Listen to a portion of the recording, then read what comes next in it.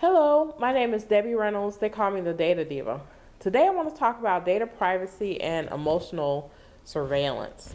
Emotional surveillance is when companies use things like facial recognition to tell someone's emotions and actually take action on what the facial recognition software says.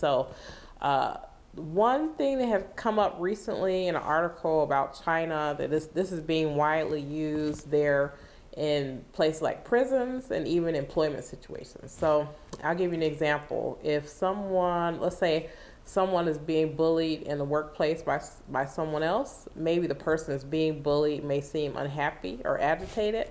Using these types of emotional surveillance, an employer could say, the person is agitated is not going to be productive, so let's send them home for the day. That's just an example. Also, these types of technologies, not just in China, but all over the world, are being used, and at some point they were considered a novelty where you can tell whether someone is happy or sad. But what is happening now is that this technology is being used to make decisions about people. So the concerns with data privacy is about automated decision making that may not be clear to the individual, and also kind of data collection about someone that may or may not be true.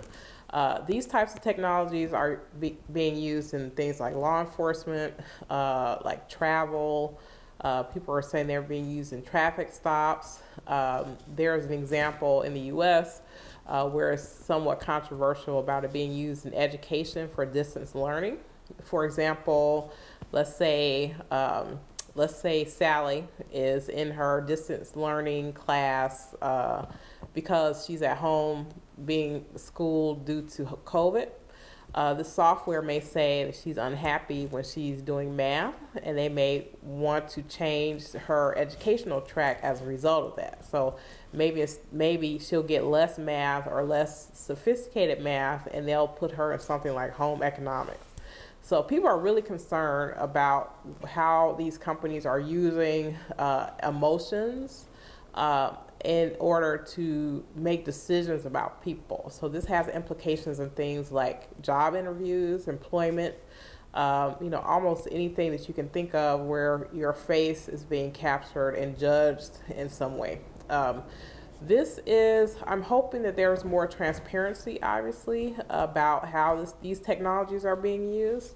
And obviously, they're being sold as they're very accurate, but a lot of times, I don't think just because someone is smiling or someone isn't smiling, that may not be indicative of their particular mood. And then just to take it a step further, to have companies to be able to take actions against people as a result of what they see on a camera, what they think is a particular emotion is very troubling. So I think these technologies obviously are going to continue to evolve. I think especially people who are experts in artificial intelligence and AI, they're very concerned about this particular development because there really isn't a ton of science to indicate that these things are really true or accurate, because just because someone's smiling doesn't necessarily mean they're happy, or just because they're frowning doesn't mean they're mad. So I think being able to